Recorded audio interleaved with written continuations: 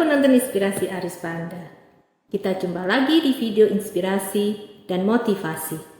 Semoga kalian semua selalu dalam keadaan sehat dan berkah melimpah. Bagi yang belum subscribe, jangan lupa ya subscribe-nya.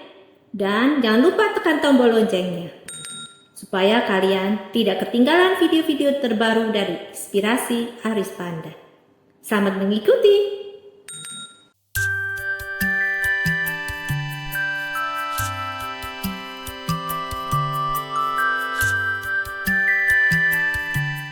Cerita inspirasi. If tomorrow never comes, jika esok tidak pernah tiba. Di suatu tempat hiduplah seorang anak. Dia hidup dalam keluarga yang bahagia dengan orang tua dan sanak keluarganya. Tetapi dia selalu menganggap itu sesuatu yang wajar saja.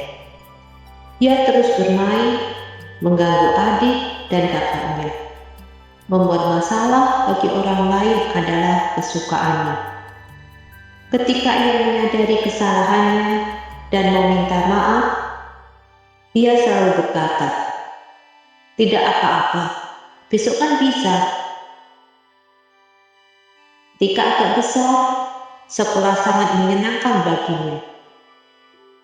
Dia belajar, mendapatkan teman, dan sangat bahagia. Tetapi dia anggap itu wajar-wajar saja. Semua begitu saja dijalaninya, sehingga dia anggap semua sudah sewajarnya. Suatu hari dia berkelahi dengan teman baiknya. Walaupun dia tahu itu salah, tapi tidak pernah mengambil inisiatif untuk minta maaf dan berbaikan dengan teman baiknya. Alasannya, tidak apa-apa, besok kan bisa. Ketika dia agak besar, teman baiknya tadi bukanlah temannya lagi. Walaupun dia masih sering melihat temannya itu, tapi mereka tidak pernah saling tegur. Tapi itu bukanlah masalah, karena dia masih punya banyak teman baik yang lain. Dia dan teman-temannya melakukan segala sesuatu bersama-sama. Bermain, mengerjakan PR, dan jalan-jalan. Ya, mereka semua teman-temannya yang paling baik. Setelah lulus, kerja membuatnya sibuk. Dia bertemu seorang perempuan yang sangat cantik dan baik. Perempuan ini kemudian menjadi pacarnya. Dia begitu sibuk dengan kerjanya, karena dia ingin dipromosikan ke posisi paling tinggi dalam waktu yang sesingkat mungkin. Tentu dia rindu untuk bertemu teman-temannya, tapi dia tidak pernah lagi menghubungi mereka, bahkan lewat telepon pun. Dia selalu berkata, aku capek, besok saja aku hubungi mereka." Ini tidak terlalu mengganggu dia, karena dia punya teman-teman sekerja yang selalu mau diajak keluar. Jadi waktu pun berlalu. Dia lupa sama sekali untuk menelpon teman-temannya. Setelah dia menikah dan punya anak, dia bekerja lebih keras agar dapat membahagiakan keluarganya. Dia tidak pernah lagi membeli bunga untuk istrinya, ataupun mengingat hari ulang tahun istrinya, dan juga hari pernikahan mereka. Itu tidak masalah baginya, karena istrinya selalu mengerti dia dan tidak pernah menyalahkannya. Tentu, kadang-kadang dia merasa bersalah dan sangat ingin punya kesempatan untuk mengatakan pada istrinya, "Aku cinta kamu." Tapi dia tidak pernah melakukannya. Alasannya, "Tidak apa-apa, pasti besok saya akan mengatakannya." Dia tidak pernah sempat datang ke pesta ulang tahun anak-anaknya. Tapi dia tidak tahu ini akan berpengaruh pada anak-anaknya. Anak-anak mulai menjauhinya dan tidak pernah benar-benar menghabiskan waktu mereka dengan ayahnya.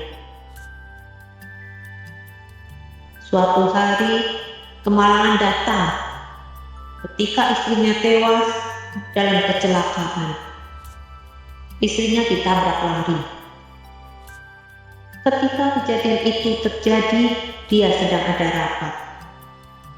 Dia tidak sadar bahwa itu kecelakaan yang fatal. Dia baru datang saat istrinya akan dijemput maut. Sebelum sempat berkata, "Aku mencintaimu." Istrinya telah meninggal dunia. Laki-laki itu remuk hatinya dan mencoba menghibur diri melalui anak-anaknya. Tapi dia baru sadar bahwa anak-anaknya tidak pernah mau berkomunikasi dengannya. Waktu pun berlalu. Anak-anaknya sudah dewasa dan membangun keluarganya masing-masing. Tidak ada yang peduli dengan orang tua ini, yang di masa lalunya tidak pernah meluangkan waktunya untuk mereka.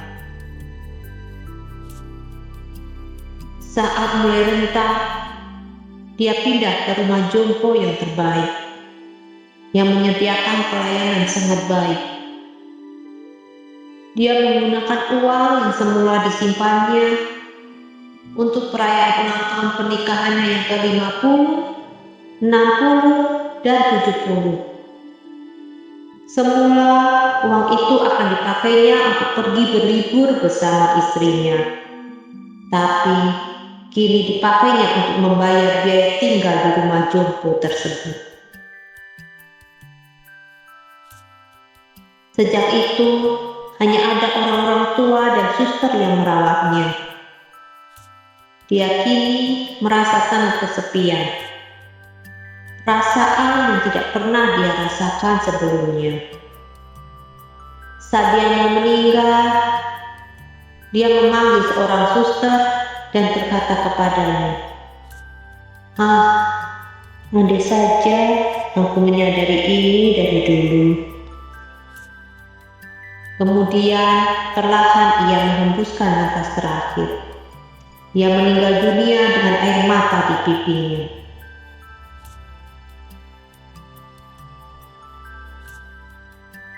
Penyesalan pasti selalu datang terlambat. Setelah Anda sadar bahwa hari esok tidak akan pernah ada kesempatan lagi. Jangan selalu bersikap egois dengan urusan pribadimu sendiri. Hargailah orang-orang di sekitarmu. Jika Anda selalu menganggap sepele perhatian, bantuan dari orang sekitar, seolah Anda tidak butuh perhatian.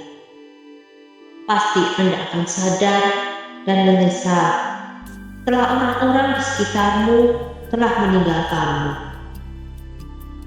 Kebaikan dan ketulusan akan berbuah manis jika dibalas dengan kebaikan dan ketulusan juga.